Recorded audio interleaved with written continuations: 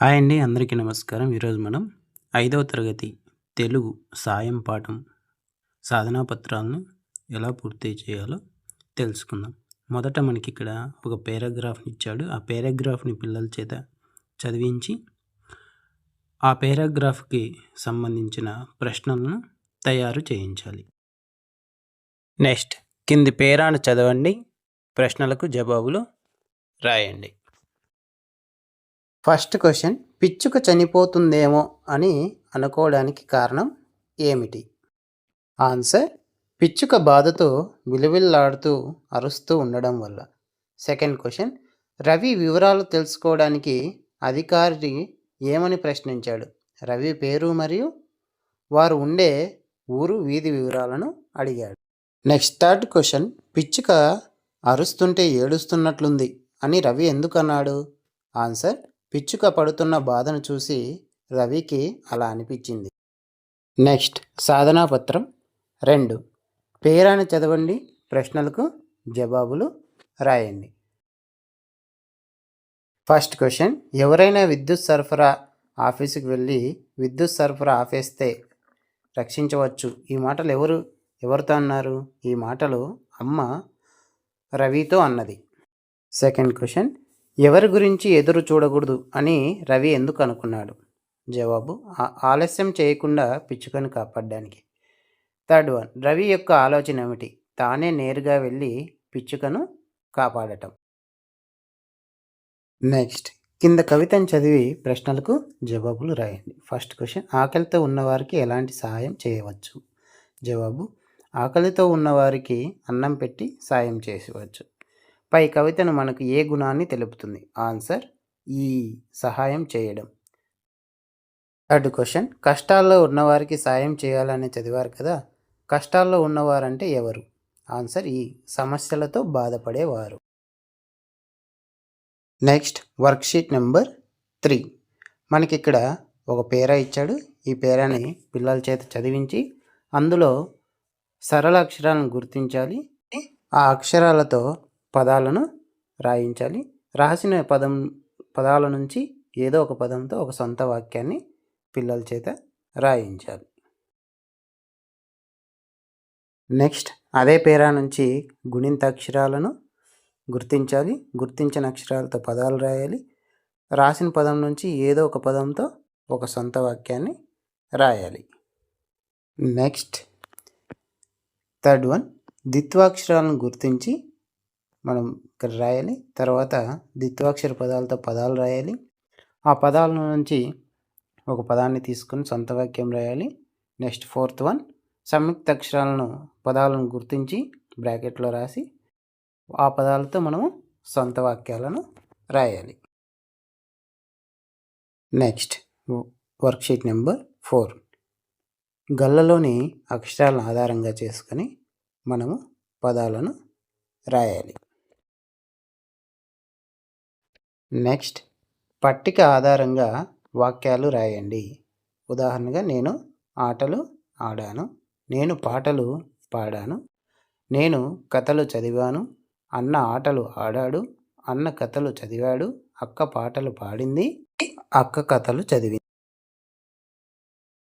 Next worksheet number 5, కింది వాక్యాలకు వ్యతిరేకార్థ వాక్యాలు రాయాలి.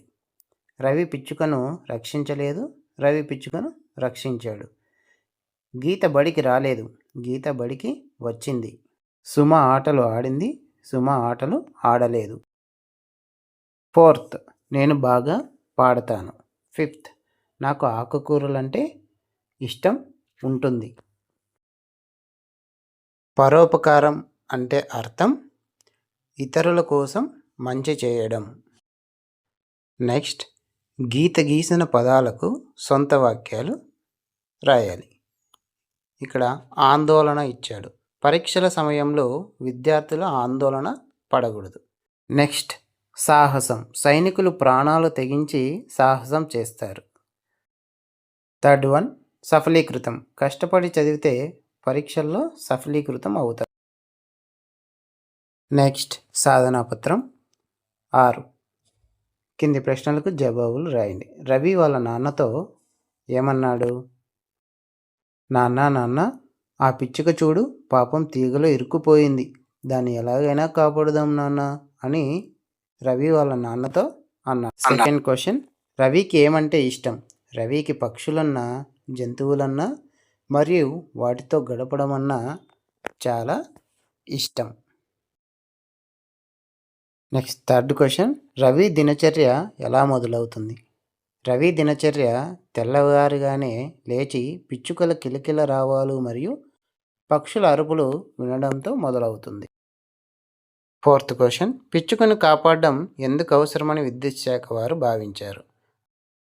ఆన్సర్, ప్రాణాపాయంలో ఉన్న ఒక చిన్న పక్షిని కాపాడడం మానవత్వ రక్షణ అని, ప్రతి జీవి ప్రాణం విలువైంది కాబట్టి దాన్ని రక్షించడం అవసరమని విద్యుత్ శాఖ వారు భావించారు. నెక్స్ట్ ఫిఫ్త్ క్వశ్చన్, రవి పిచ్చుకను ఎందుకు రక్షించాలనుకున్నాడు?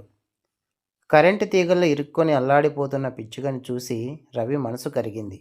ఆ పక్షి ప్రాణాన్ని ఎలాగైనా కాపాడాలనే దయా హృదయంతో రవి దాన్ని రక్షించాలనుకున్నాడు. సిక్స్త్ క్వశ్చన్, మీరెప్పుడైనా ఏ పక్షికైనా జంతువుకైనా సాయం చేశారా? ఎలా? అవును, ఒకసారి మా ఇంటి దగ్గర ఎండ తీవ్రతకు ఒక కాకి సొమ్మసిల్లి కింద పడిపోయింది. అప్పుడు నేను దానికి కొన్ని నీళ్లు తాగించి చల్లని నీడలో ఉంచాను. కొద్దిసేపటి తర్వాత ఆ కాకి కోలుకొని హాయిగా ఎగిరిపోయింది.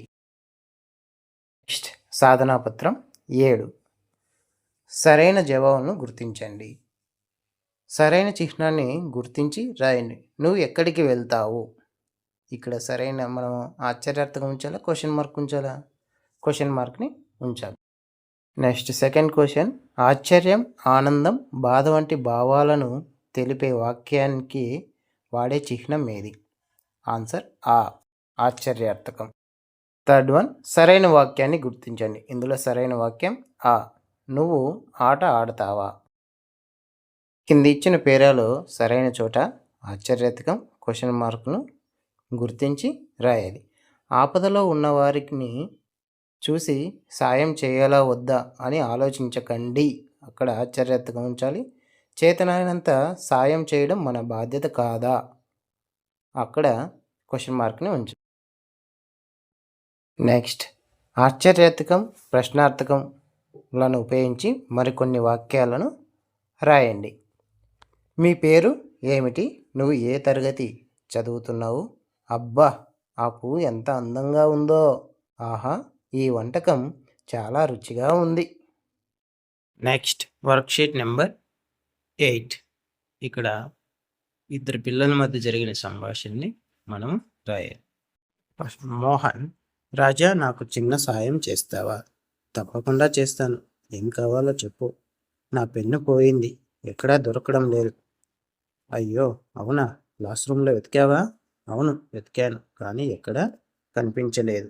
సరే, బాధపడకు, నా దగ్గర అదనంగా ఇంకో పెన్ను ఉంది. నిజంగానా? ఈరోజు నాకు ఇస్తావా? తప్పకుండా, తీసుకో, రాసుకో. చాలా థ్యాంక్స్ రాజా, నువ్వు మంచి స్నేహితుడి. పర్వాలేదు, స్నేహితులకు సాయం చేయడం నా బాధ్యత కదా. నెక్స్ట్, నేనేమి నేర్చుకున్నాను? కింది ప్రశ్నలకు జవాబులు రాయండి. కింది వాక్యానికి వ్యతిరేకార్థ వాక్యాన్ని రాయాలి. శశి